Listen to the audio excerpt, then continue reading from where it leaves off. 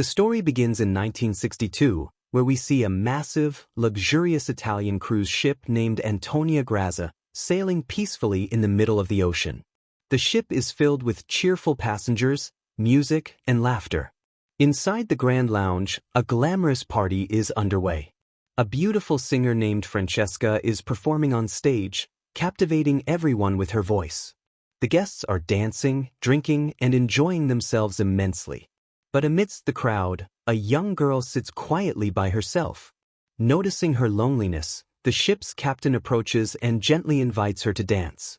Just then, an unknown figure in another part of the ship pulls down a lever. In an instant, the ship's metallic cables snap tight and whip through the lounge.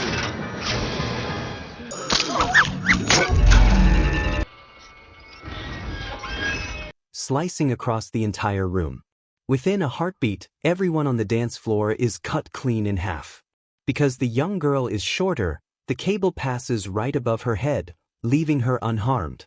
She looks around in shock at the horrific scene and lets out a piercing scream of terror.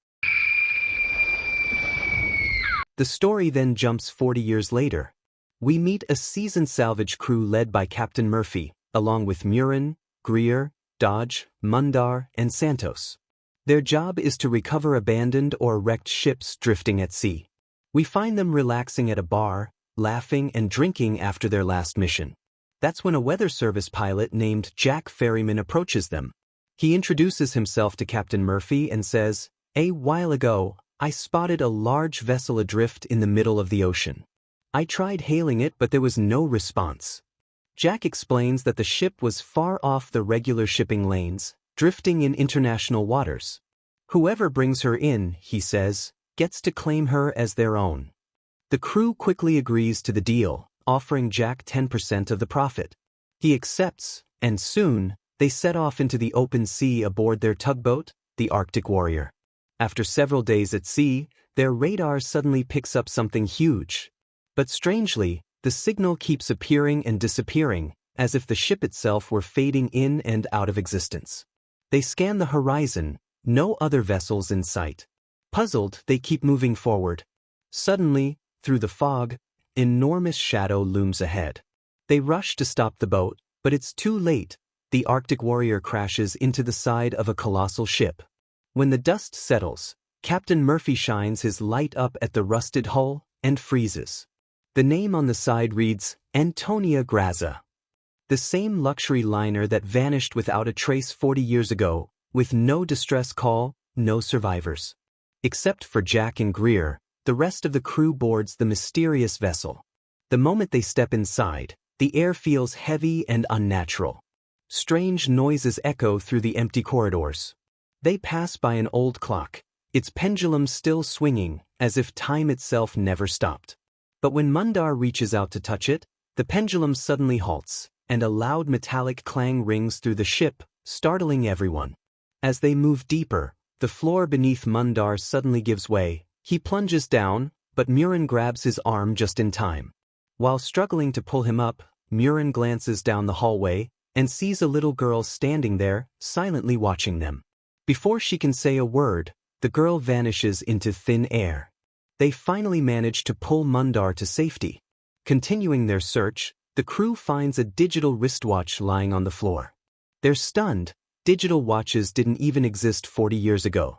Captain Murphy frowns. "Someone's been here before us," he says. "That watch must belong to them." They decide to tow the ship back to port and return to the Arctic Warrior for the night. But Murin can't shake what she saw. The young girl's face haunts her mind. Jack notices her unease and asks what's wrong. She quietly tells him, "I saw a little girl on that ship." Jack chuckles lightly, trying to comfort her. "You've been at sea too long, Murin. Your eyes are playing tricks on you." The next morning, the crew inspects the lower decks and makes a shocking discovery. The hull is riddled with holes, letting water pour in. The ship needs major repairs before it can move again, so the crew decides to fix it. Murphy estimates it'll take 3 full days to complete the work. Everyone gets busy with their assigned tasks. While exploring, Murin reaches the ship's swimming pool area. There, she notices dozens of bullet casings scattered across the ground, and bullet holes riddling the walls. Confused and alarmed, she turns to leave. But just as she steps toward the exit, she sees the same little girl standing at the far end of the pool. Startled, Murin loses her balance, slips, and falls hard, hitting her head on the edge of the pool. Blood begins to trickle from her wound and drip into the water. At that moment, Jack rushes in, pulls her out, and helps her away from the area. As they leave, something eerie happens. Blood starts seeping from the bullet holes in the walls. Slowly, the pool fills with crimson water, and dozens of lifeless bodies begin to rise to the surface. Meanwhile, Captain Murphy enters the ship's captain's room. On a table, he finds a half-filled glass of wine. Curious, he picks it up, and in the mirror across from him, he sees the reflection of the ship's old captain sipping from the very same glass. Murphy freezes, stunned. At the same time, Greer wanders into the main lounge, the same place where the elegant party took place 40 years earlier. He hears faint music echoing through the hall, Francesca's song. Her voice is soft but haunting. He looks around, but no one is there. Yet we see Francesca, sitting gracefully in the same spot she performed decades ago. Elsewhere, Jack and Murin make their way to the cargo hold, where they find rows of classic luxury cars from the 1960s. While inspecting the area, Murin opens a crate, and her eyes widen. Inside are stacks of gold bars. Shocked, she calls the others. The crew gathers, and everyone stares in disbelief. They can hardly contain their excitement. They quickly agree to take the gold, leave the ship, and return to port. They begin transferring the gold onto the Arctic Warrior, while Santos checks the engines. But as he works, an unseen force quietly twists open a propane tank valve. At that same moment, the ghostly little girl appears again, warning Murin in a trembling voice. "Don't start the boat." Before Murin can react, something grabs the girl and drags her away into the shadows. Unaware of what's happening, Greer starts the engine, and in an instant, a massive explosion tears through the ship. The Arctic Warrior is destroyed, and Santos is killed instantly. Shocked and grieving, the survivors realize their only option now is to repair the Antonia Grazza and use it to escape.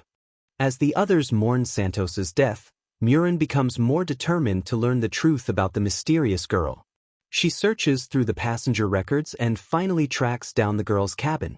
When she opens the door, she gasps. A small skeleton hangs from the ceiling. Horrified, Murin steps back in shock. Meanwhile, Greer re-enters the lounge, where suddenly everything transforms.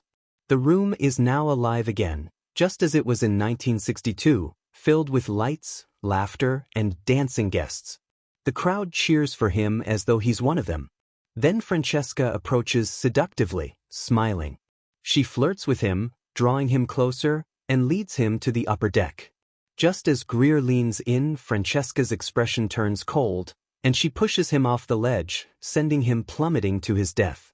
Elsewhere, Captain Murphy sits in the captain's quarters, lost in thought. Suddenly, the ghost of the old captain appears before him, offering him wine and handing him an old diary. Murphy opens it and learns the chilling truth.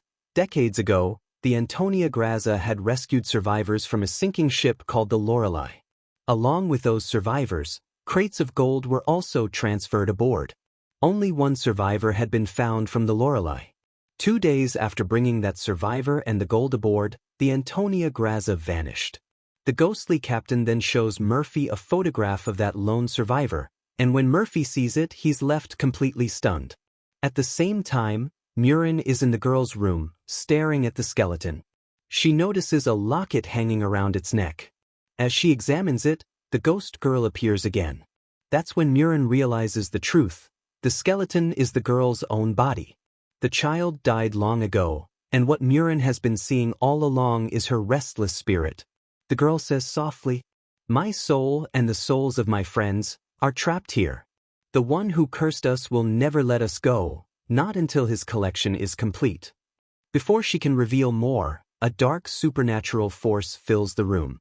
Terrified, the girl warns Murin, "Leave this ship while you still can." Then, in an instant, she vanishes. Meanwhile, Murphy, now knowing the full truth, rushes to warn the others. But as he moves through the corridors, hallucinations take over. He sees Murin as the ghost of Santos, mocking and taunting him. In a panic, Murphy attacks her. Murin fights back, and just in time, Jack arrives and pulls her to safety. Believing Murphy has gone insane, the crew locks him inside a giant empty fish tank to restrain him. Desperate to escape, the group decides to finish the repairs as fast as possible. But Murin, still searching for answers, goes off alone to find Greer. While wandering through the ship, the ghost girl appears again, this time showing Murin Greer's dead body, brutally mangled. Then, the girl touches Murin's hand, and suddenly, Murin is pulled into a vision of the past, back to 1962. Here, the horrifying truth is revealed. The sole survivor from the Lorelei, the man they thought was a victim, was actually the mastermind behind everything. He had convinced the Antonia Graz's crew to poison the passengers and massacre everyone on board. Some guests were shot near the pool. Others were sliced in half by the metallic cables. Even the little girl was hanged in her cabin, all for the gold. When the surviving crew members gathered the treasure, Francesca appeared, manipulated an officer, and ordered him to kill the remaining workers. Once he did, Francesca turned on him and shot him dead. And then, the true villain revealed himself. The man from the Lorelei stepped forward, released a hook, and strangled Francesca to death. When Murin sees his face, she's horrified. It's Jack. The same Jack who brought them all here. Panicked, Murin rushes to free Murphy from the tank, but it's too late. Jack has filled it with water, drowning him. The photo the ghost captain gave Murphy lies floating beside him. Heartbroken, Murin takes it and escapes toward the dock. But Jack soon appears, pretending nothing's wrong. Murin acts calm, pretending to know nothing. She tells Jack and Dodge to stay put, handing Dodge a shotgun, and walks away. Moments later, a supernatural force grabs Dodge, crushing him inside a heavy machine. Blood sprays through the pipes as Murin realizes Dodge is dead. Knowing there's no other choice, Murin decides to blow up the Antonia Grazza, the only way to destroy Jack once and for all. Jack races to stop her, but suddenly Dodge appears, claiming Murin told him to stay behind. Jack mocks him, calling him a coward, provoking Dodge to shoot him. Believing Jack is dead, Murin starts the countdown for the explosion. But then Dodge steps out of the shadows again. His form flickers, and he transforms into Jack. He smiles wickedly and says, "I'm just like you, Murin. I'm a salvager too, but instead of collecting ships, I collect souls." And in that moment, we finally understand, Jack isn't human at all. He's a demonic spirit, cursed to roam the seas, luring people to sin, then claiming their souls for hell. Jack's true plan was finally revealed. He intended to use the Antonia Grazza to trap even more souls, continuing his endless cycle of death. He lunges at Murin, but she fights back fiercely. In the struggle, she grabs a crossbow and fires, striking Jack in the leg. He howls in pain and stumbles, giving her a brief moment to act. Seizing the opportunity, Murin takes aim once more, this time at the detonator. The arrow hits its mark. A massive explosion rips through the ship, tearing it apart and blasting Jack into pieces. The shockwave throws Murin into the ocean, and she sinks deep into the dark water. As she drifts, the spirit of the little girl appears before her one last time. The girl gently points toward the surface, showing Murin a way out. The ship groans and splits apart, slowly descending into the depths. From within the wreck, we see countless trapped souls, including the little girl, finally freed from their torment and ascending toward the light. Murin floats alone in the vast ocean, clinging to a floating box for support. Exhausted but alive, she watches the Antonia Grazza sink beneath the waves. By dawn, a passing cruise ship spots her and rescues her from the water. Later, we see Murin lying on a stretcher, being lifted into an ambulance. Still dazed, she glances toward the dock, and freezes. Workers are loading the same gold crates she had seen aboard the Antonia Grazza onto the new ship. Then, as the last crate is moved, Jack appears, fully alive, standing among the crew, watching her silently. Their eyes meet. Murin's face twists in horror. As Jack turns and boards the ship, Murin lets out a scream of terror, realizing the nightmare isn't over. And with that chilling moment, The film ends.